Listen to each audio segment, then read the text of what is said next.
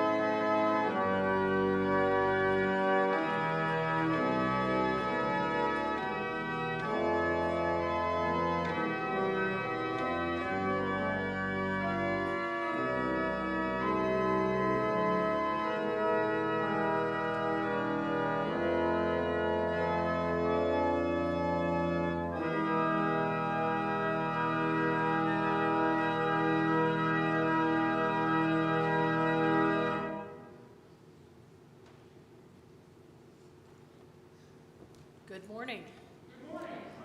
And before I start the welcoming words or the opening words, I want to acknowledge what Michael Garrity did up here this week.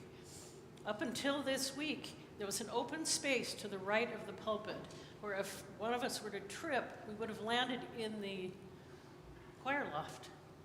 And there was a ribbon, kind of a warning ribbon across there. But I encourage people at the end of the service to come up and look at what he did. It's now very solid. I would have to try very hard to get into the choir loft now. So welcome. Please join me in the words for lighting our chalice. This is our sacred promise, to gather together in peace, to seek truth in love, to serve human need, so that all shall grow in harmony with the divine. Welcome to this sacred space. Welcome to worship. Welcome to you who are joyful and excited this day. Welcome to you who are weary and in need of rest. Welcome to you who are seeking deeper meaning and purpose in the infinite expanse of life. Today we come with full hearts and open spirits to be open to the possibility that what we receive here will inspire us. To mend up tender parts, nourish our waning spirits, and give us enough wisdom and energy to embody resilience with every breath. Let us worship together. And now please stand and join us in singing hymn number 30, Over My Head.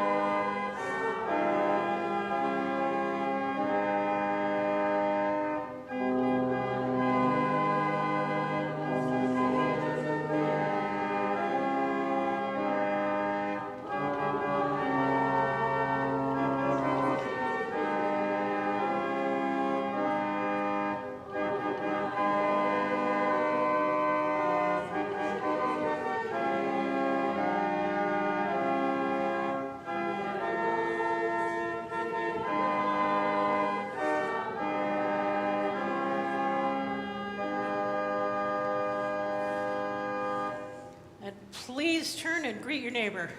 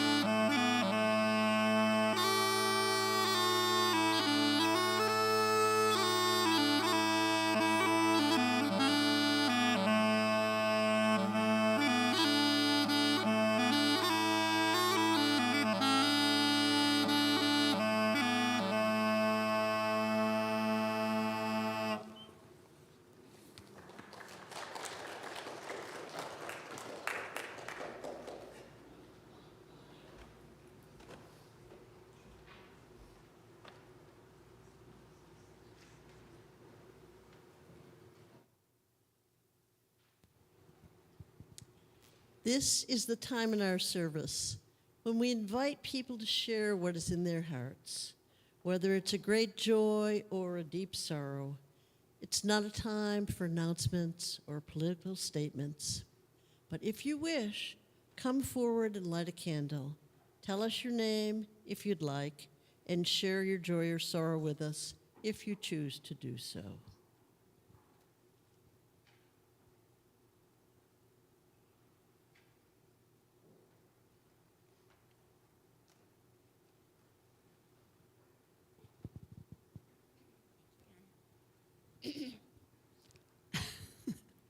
Good morning. My name is Catherine Garrity, and lately it's been pretty hard to follow the news, and I won't go into that.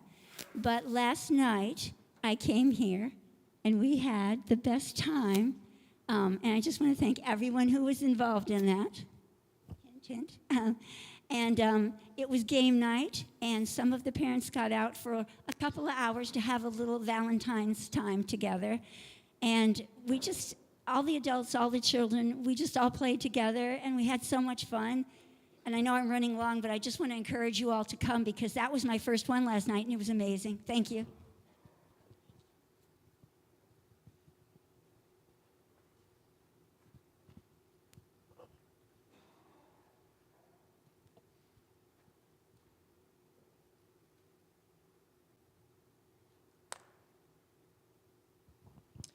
Good morning. My name is Kelsey, and I was one of those parents who got away. So I just feel so grateful and thankful to everyone who was here at game night last night. Matt and I got to go out and have dinner and ice cream. Don't tell the kids. We had ice cream. And it's just so awesome to have a place where we can bring our kids and they can be safe and have fun, and that they feel like they have a community. So that's great. Thank you so much.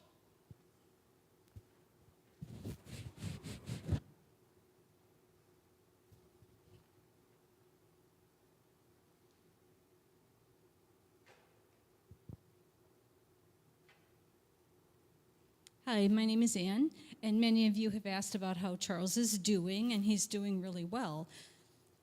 It continues to be just an amazing place. But I wanted to share a funny story that one of our youngest granddaughter, who was 4, was overheard referring to Poppy's Hotel.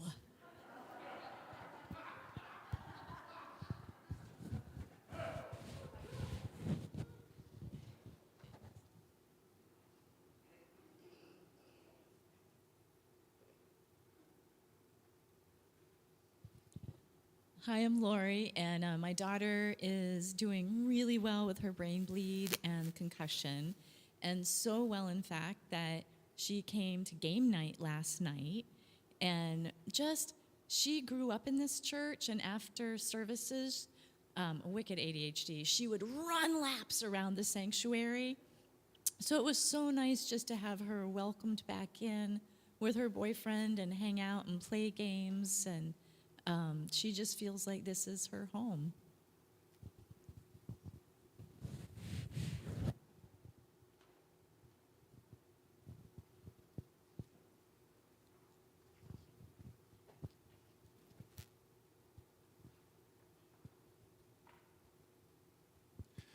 So I'm Nathan, and this is Loretta, and she's lighting a candle of joy for our son, Ethan, who is expected to arrive this early Thursday morning, so in a few days.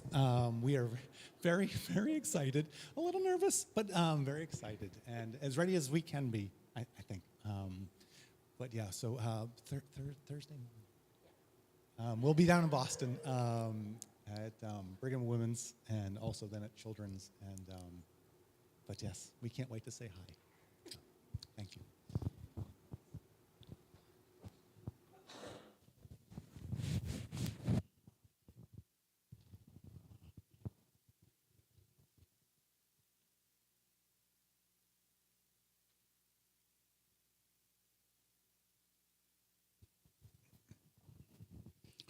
Hi, I'm Moens.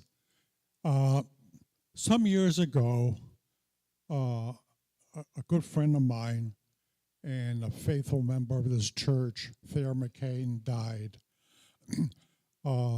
He did a lot for this church at the time. He was really a wonderful person, and he was much too young to die. And I miss him. On a more joyful note, my shoulder is almost completely healed. Thank you.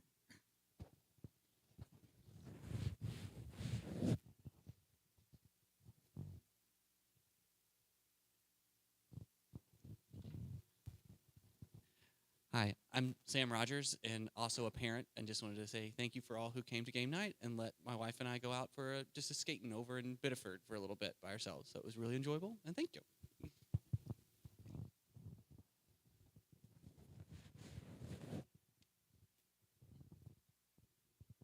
Good morning.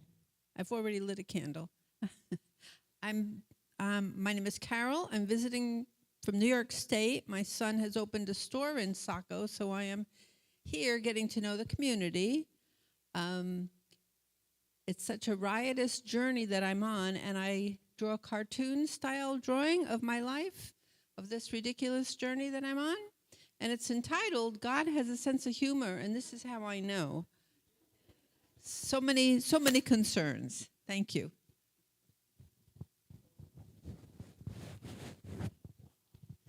Thank you all. I'm going to light this final candle for all those joys and concerns that remain unspoken.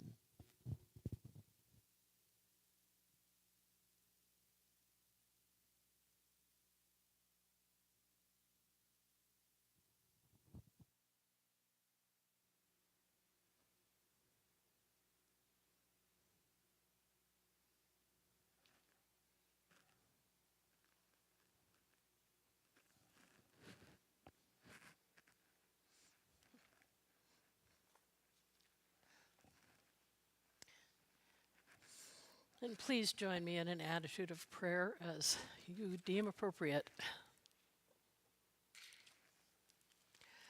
Source of love, spirit of interdependence, we give thanks for the web that holds us, the hands that have steadied us, the voices that remind us that we are not alone, the presence of those who have leaned on us just as we have leaned on them. Resilience is not a solitary triumph. It is woven through community. Shared meals, gentle questions, laughter that breaks through grief, courage borrowed from one another when our own runs thin. In this moment, let us remember that we are stronger together than apart. May we continue to offer and receive care, trusting that our connections sustain us, even if we can't see the whole picture. Blessed be the bonds that hold and keep right on holding. Amen, and blessed be.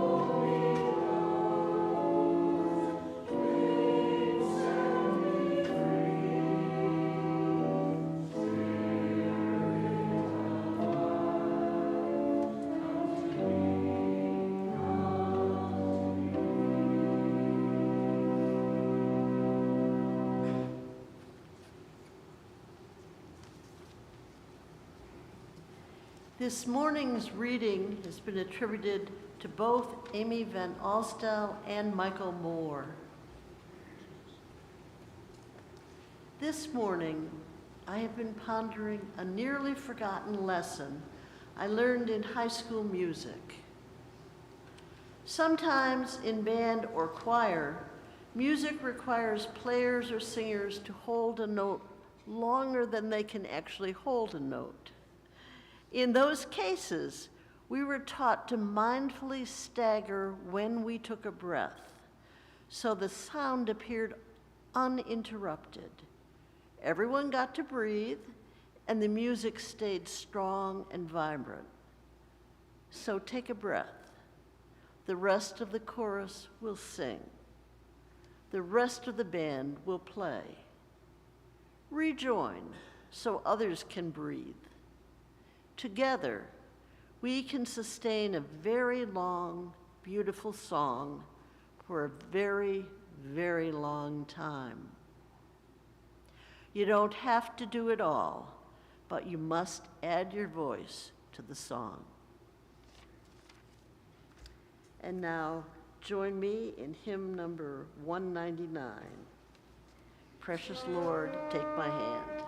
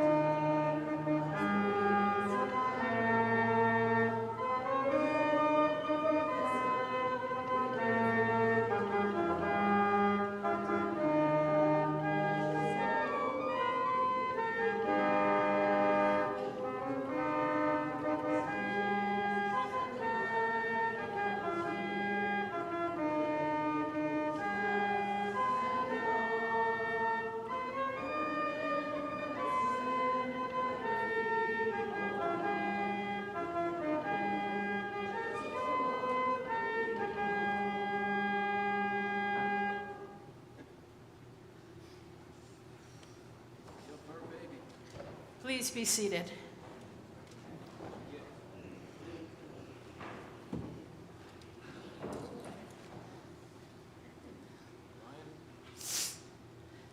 I have never cared for Valentine's Day.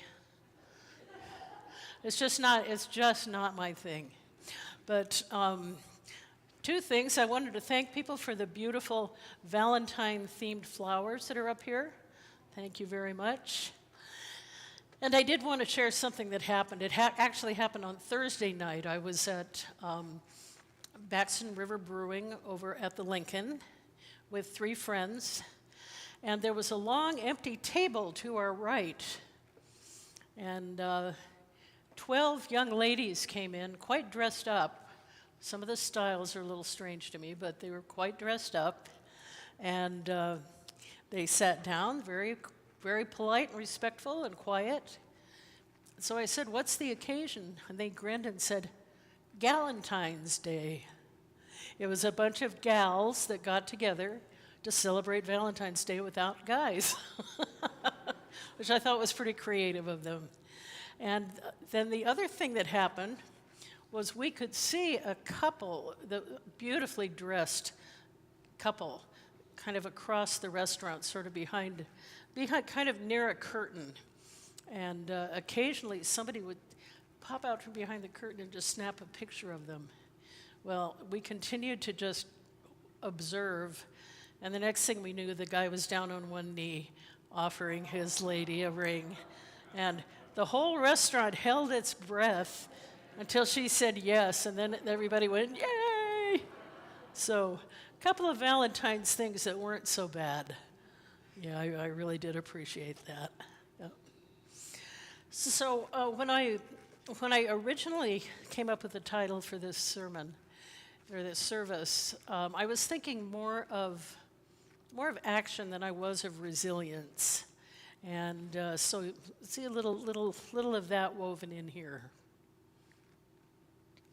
I was curious about where the phrase "speak up even if your voice shakes" came from. So I looked it up. And I found out that it was coined by a woman named Maggie Kuhn, who was the founder of the Gray Panthers. And she says, "Leave safety behind. Put your body on the line. Stand up before the people you fear and speak your mind even if your voice shakes. When you least expect it, someone may actually listen to what you have to say. Well-aimed slingshots can topple giants. And do your homework." I thought was wonderful. And Amanda commented on the title of the service, and she showed me a picture on her phone at the last protest. She has that phrase on her sign that she carries. I love that. That's great. So, when we speak of resilience, we don't mean stoic isolation or unbending hardness. Resilience in a UU spirit is tender. It's the tender, courageous capacity to bend and to be held by our principles, by one another, by the living world. It's the willingness to grieve and to hope at the same time, to acknowledge harm and to keep on working for repair. We draw strength from our covenant that every person's inherent worth and dignity matters, and that we are interdependent. Resilience grows where these truths are practiced, in kitchens and in meeting rooms, on picket lines and in bedside vigils, in quiet acts of listening and bold acts of justice. It's fed by community and meaning, not merely by individual willpower. To be resilient is to practice curiosity instead of judgment when we fail, humility instead of shame when we are broken, and persistence instead of perfection when the road is long. It asks us to name what hurts, to accept help, and to give help back when we can. It invites us to experiment and to learn and to change course, trusting that new growth can arise from what seemed like an ending. You know that old line of, the ending is also the beginning? I like that. And I wanted to repeat that first line, be resilient is to practice curiosity instead of judgment, which is actually a quote by Walt Whitman. And if you watch Ted Lasso, which I did, that figures prominently. Let's remember that resilience doesn't erase pain. Rather, it transforms pain into wisdom, compassion, and action. As we carry one another, our shared values become ballast in storms and fertilizer in droughts. May we be brave enough to be vulnerable, generous enough to support one another, and wise enough to tend the common good. Resilience isn't a stern, solitary toughness, it's a tender, communal courage. As Unitarian Universalists, we draw strength from one another, from our shared principles, and from the habit of returning to what matters: justice, compassion, reason, and love. And when storms come, resilience shows up as curiosity instead of defeat, as steady care instead of fleeing, and as the willingness to begin again That's such a big part of it. Not being defeated, but being willing to start again. And resilience asks us to keep listening to the small truths in our hearts, to the stories of our neighbors, and the call for right relations in the world. It asks us to practice patience with ourselves when healing takes longer than we had hoped. It asks us to act, to reach out, to repair, and to bear witness. And sometimes, again, it looks like speaking up. And I want to repeat that quote from Maggie Kuhn. Leave safety behind. Put your body on the line. Stand before the people you fear and speak your mind even if your voice shakes. When you least expect it, someone may actually listen to what you have to say. Well-aimed slingshots can topple giants. And do your homework. Speak up even when your hands are trembling, even when your voice shakes. Speak anyway. In doing so, you teach others that courage isn't the absence of fear, but the choice to move forward despite that fear. And your trembling voice might be the key that unlocks someone else's silence. And even for those of us that are quite extroverted, sometimes my voice shakes and sometimes my hands shake when I have to speak truth to power. That's why I'm glad to have all of us, that we're all here to support each other. We're a faith that values communal care and prophetic witness. Let us hold one another when we falter.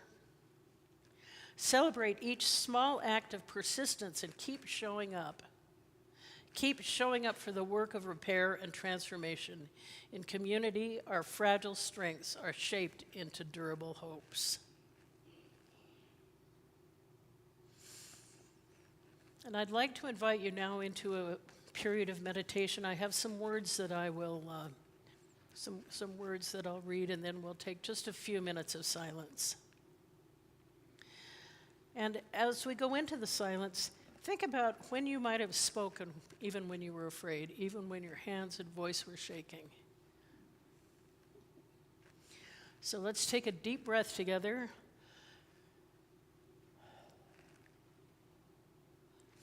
And settle in, and I like the idea of take a moment to fully arrive.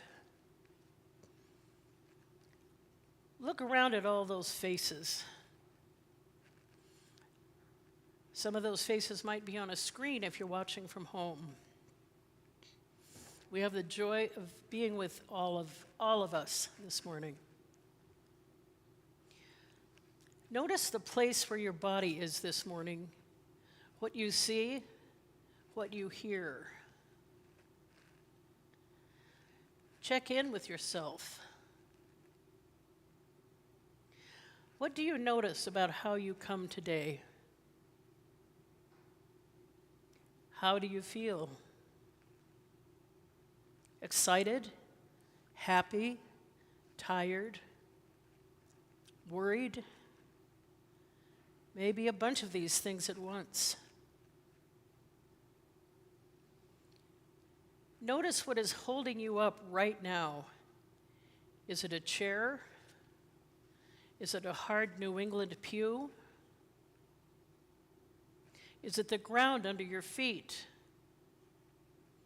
Take a look at it with your mind.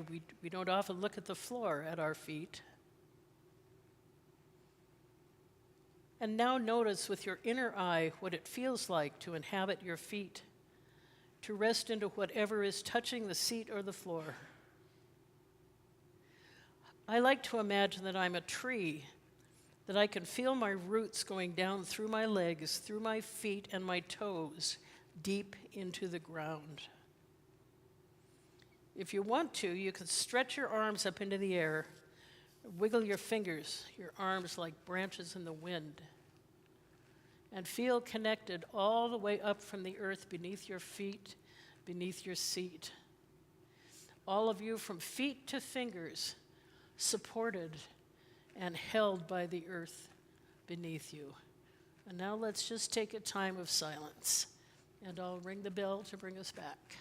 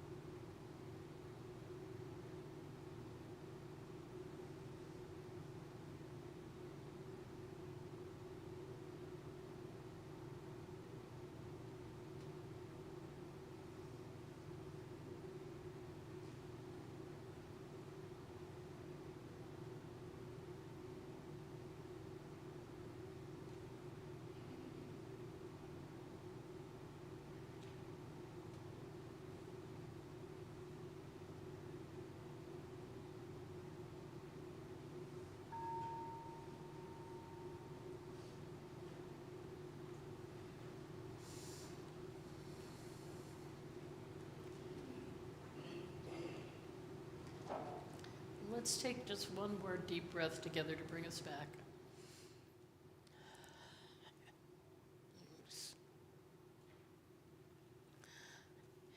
When we gather as a community, we bring the gifts of ourselves, our hearts and spirits, our time and energy, our talents and skills to support the work of this church, here within our walls and out in the larger world. We also bring the gift of generosity, giving what we can so that the work of the church may continue. And as always, half of our offering will be sent out into the larger community to support the work of an agency or organization that's making a positive difference in the world. This month, our offering will go to IFKA Community Services, which is a group that supports immigrant women. If you're watching from home, your offering may be made using the Give button at the top of our webpage, uuchurchsacobiddeford.org, or checks may be mailed to 60 School Street, Saco, 04072. Please be generous as the ushers wait upon you.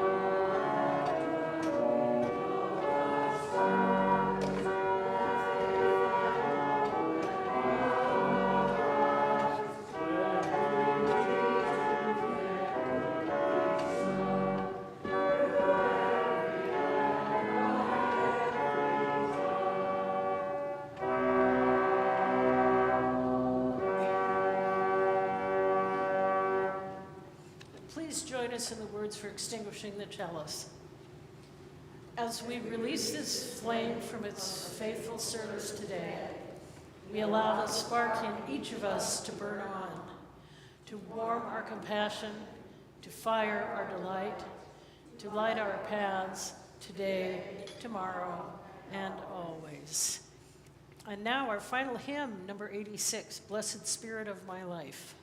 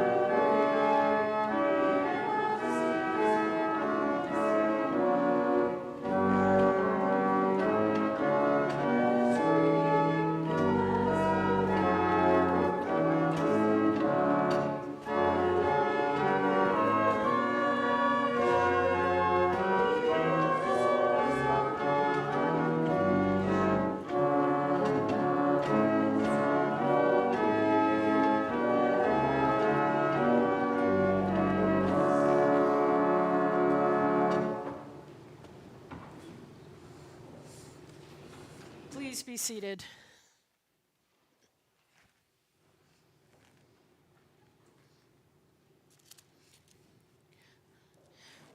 Trust, friends, that the seeds of new beginnings are always taking root. Even when the ground is cracked and dry, or may I say covered with 2 feet of snow, know there is a way forward, even if it's not the one you wished it would be. The lights never stay off, friends. Life is too wild for that. For there's something unruly and loving at the heart of it that's always sneaking in from the side, wanting us to take its hand and dance. So be on the lookout, beloveds, as we go on our way. And those words were actually written by Reverend Scott Taylor. I wanted to share that. Trevor?